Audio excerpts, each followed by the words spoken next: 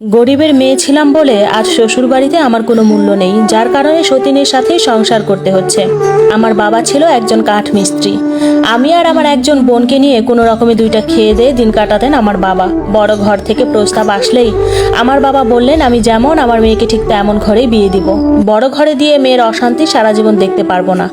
দুইটা ভাত কম খাবো, দুইটা কাপড় কম পরবো, তবুও মা মরাই মেয়েগুলির চোখের পানি আমি সহ্য করতে পারবো না, এটা বলে ঘটককে ফিরিয়ে দিলেন। কিন্তু আল্লাহ তাআলা হয়তো ওই ঘরের ভাতই আমার কপালে রেখেছিল, তাই সবকিছু ভেঙে দেওয়ার ঠিক 2 মাস পরেও এই একই জায়গা থেকে আবার প্রস্তাব আসছে। ছেলে নাকি এখানে ছাড়া অন্য কোথাও বিয়ে করবে না। আমার বাবাকে এক প্রকার জোর করেই বিয়ের জন্য রাজি করালেন সবাই মিলে। কিন্তু ছেলে রাজি থাকলেও ছেলের মা আর বোনেরা রাজি না এই গরিব ঘরে আসার জন্য। তারপরে হয়তো ছেলের কথা চিন্তা করে, তাদের সম্মানের কথা চিন্তা করে রাজি হয়েছে। আমার বাবা স্বল্প পরিসরেই নিজের যেটুকু তৌফিকে হয়েছে সেটুকু দিয়েই মেহমানদারি করিয়েছে। বিয়ের দিন একজন বাবা হিসেবে এরকম কান্না করতে আমি কোনো বাবাকেই দেখিনি। ঘরের পালার সাথে মাটিতে বসে কান্না করছিল আর আমিও, কারণ আমার মা নেই। রান্নাবান্না সবকিছু আমিই করতাম, কিন্তু আমি তো এখন চলে যাচ্ছি। তাহলে আমার বাবা আর বোনকে এখন কে দেখবে? এই সব কিছু ভেবে অনেক কান্না করেছিলাম সেদিন। যাই হোক, বিয়েটা সেরে যাওয়ার পর এবার আমার শ্বশুর বাড়িতে পালা।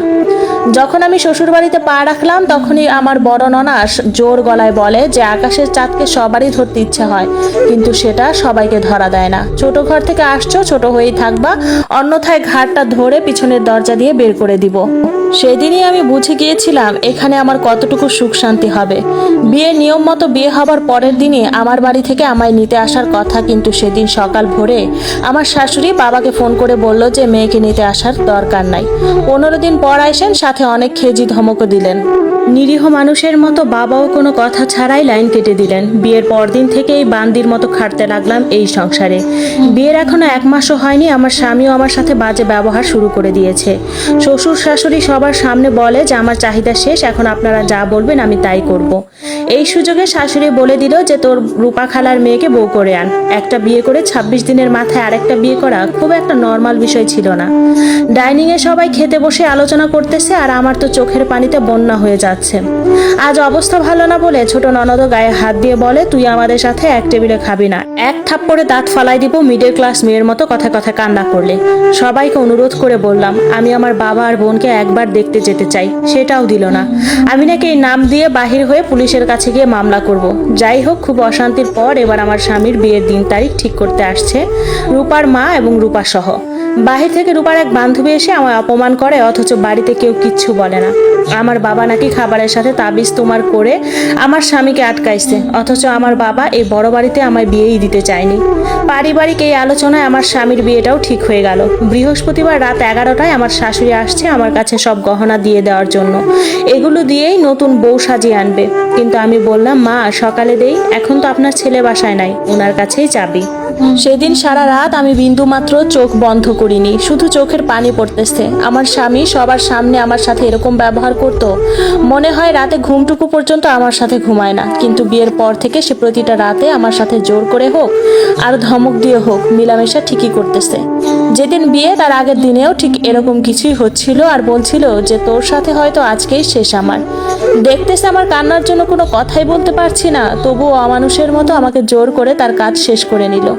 সকাল ভোরে ঘুম থেকে উঠে নিজ হাতেই স্বামীর বিয়ের জন্য অর্থাৎ সতীনের জন্য নিজ গয়না থেকে শুরু করে আমার বিয়ের শাড়ি এবং লাকেজটা পর্যন্ত দিয়ে দিলাম। সবাই চলে গেল বরের সাথে বউ আনার জন্য। বাড়িতে থাকলাম আমি আর শাশুড়ি মা। উনি বলল যে সোহানের ঘর থেকে তোমার সব কাপড় চোপড় আর সমস্ত জিনিসপত্র বের করে নতুন চাদর বিছিয়ে গুছিয়ে দিয়ে আসো। তার কথা মতোই চোখ মুছতে মুছতে সব রেডি করে আসলাম। রাত 8টা বাজে তারা বউ নিয়ে এসে হাজির। সবাই সবার রুমে চলে গেল আর আমার স্বামী আর রূপা এক ঘরে গিয়ে দরজা বন্ধ করে দিল। সেই রাতে আমি না পারছি চিৎকার করে কান্না করতে আর না পারছি এগুলো সহ্য করতে। আমার বাবার সাথেও কথা বলতে পারছি না। শুরু হলো সতীনের সংসার।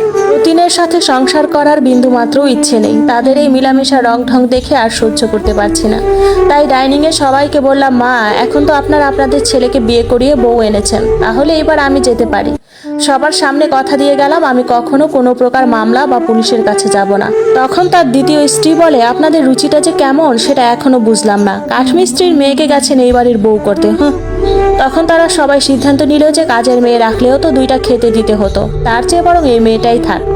আমাকে কোনোভাবেই যেতে দিল না। অনেকবার বলার পরেও আমার বাবার কাছে ফোন করতে দিল না। বাবা আর বোনটা কিভাবে খাচ্ছে, কে রান্না করছে কিছুই জানি না। বাবাকে ফোন করে অপমান করার পর বাবা আর এই বাড়িতে আসার সাহস করেনি। তার দ্বিতীয় স্ত্রীর গোসলের পানি থেকে কাপড় চোপড় ধোয়া সব আমাকেই করতে হতো বাধ্য হয়ে। সবকিছু নিজের হাতে রান্না করার পরেও সবার সাথে খেতে দিত না, আর টেবিলে তো কখনোই বসতে দিত না। নিচে বসে খেতাম, তাও সবার শেষে ঝোলটুকু দিয়েই দুমুঠো ভাত খেতাম। তার দ্বিতীয় স্ত্রীর সাথে প্রতিদিন রাত কাটানোর পরেও সে একদিন রাত 12টার পরে পালিয়ে আমার রুমে গিয়ে কোনো কথা ছাড়াই আমার গায়ের কাপড় খোলা শুরু করে। তখন আমি তাকে নিষেধ করায় আমার গালে থাপ্পড় দিয়ে এবং কোমরে অনেক লাথি দিয়ে জোর করে সহবাস করে গেল। আর যাওয়ার সময় এটাও বলে গেল যে আমি যে তোর রুমে আসি এটা যেন কেউ না জানে। সেদিন সকালে ঘুম থেকে উঠে দেখি বাবার কথা শোনা যায় নিচে। দৌড়াই যাচ্ছিলাম নিচের দিকে, হঠাৎ দেখি আমার বড় ননাস আমার সামনে। উনি কতটা নিচু মনে মানুষ হলে আমায় এরকম একটা ধোঁকা দিতে পারে সেটা আগে জানা ছিল না। আমায় বললো যে তোমার বাবা এত দামি দামি জিনিস কিভাবে আনলো, দেখে যাও। বাহ, খুব খুশি হয়েছি আমরা। আমিও শুনে খুশি হয়েছিলাম, তাই তার সাথে গেলাম। সে বলল যে এই রুমের মধ্যে রেখেছি সেগুলো দেখো। আমি রুমে ঢুকলেই আমায় বাহির থেকে তালা দিয়ে দেয় আর আমার বাবাকে নানান অপমান শুরু করে। শীতের সময় ছিল, তাই বাবা খেজুরের রস নিয়ে এসেছিল আমার জন্য। এই ঠান্ডার মধ্যে সেই রসের হাঁড়িটা আমার বাবার মাথায় ঢেলে দিয়েছিল সেই অমানুষগুলো। আর তারা সবাই মিলে বাবাকে এটা বলল যে আমি বিয়ের 1 মাস পরেই অন্য পুরুষের সাথে চলে গেছি। বাবা কথাটা বিশ্বাস না করলেও কান্না করতে করতে আমার ছোট বোনকে নিয়ে চলে আসলো। তারপর আমায় রুম থেকে বাহির করে বলল ফ্লোরে পড়ে থাকা খেজুরের রসগুলো পরিষ্কার করার জন্য। আর এটাও বলল যে আমি যদি আমার বাবার সাথে কোনোভাবে যোগাযোগ করার চেষ্টা করি তাহলে আমার ছোট বোনকে ওরা মানুষ দিয়ে বিক্রি করিয়ে দেবে। এগুলো শুনে আমার মধ্যে ভয় কাজ করতে শুরু করে দিল। ভাবলাম ঠিক আছে, নিজে হাজার কষ্টে থাকলেও বাবাকে কোনোভাবেই জানাবো না। এত কষ্টের পরেও আরো বিরাট কষ্ট আমার জন্য রেডি ছিল, সেটা হলো আমার সন্তান। 4-5 মাস কেটে যাওয়ার পর আমি নিজেই বুঝতে পেরেছিলাম আমার মধ্যে কেউ বেড়ে উঠছে। আর আমার চলাফেরা দেখে বাড়ির সবাই বুঝে ফেললো। তখন আমার শাশুড়ি বলল যে এই বান্দির বাচ্চা, এইখানে আয়, আজকে তোর টেস্ট হবে। যদি টেস্ট পজিটিভ আসে তাইলে আজকে তোর পেট কাইটটা লবণ মরিচ দিব, মনে রাখিস। কিন্তু এটা তো আমার কোনো পাপের ফল না। যেটা সত্যি ছিল সেটাই টেস্টে বের হলো। আর আমার সতীর নামের অমানুষটা বলল আমি নাকি প্রতিদিন রাতে বাহিরে যাই, এটা নাকি সে দেখছে আর সেটাই তার ফল। তার কথা বিশ্বাস করেই সবাই রেডি করলো আমার পেট কেটে লবণ মরিচ দিয়ে দিবে। আর আমার স্বামীও কিচ্ছু বলল না। সে তো সত্যিটা জানে যে এই সন্তান তার, তবুও সে কিচ্ছু বলল না। অথচ আমি সবার পায়ে পায়ে গিয়ে চিৎকার করে বলছি যে এটা আমার কোনো পাপের ফল না, এটা আমাদের সন্তান। কিন্তু তারা আমার কোনো কথাই শুনলো না। আমার সতীন এসে আমার মাথায় লাথি মারতে লাগলো।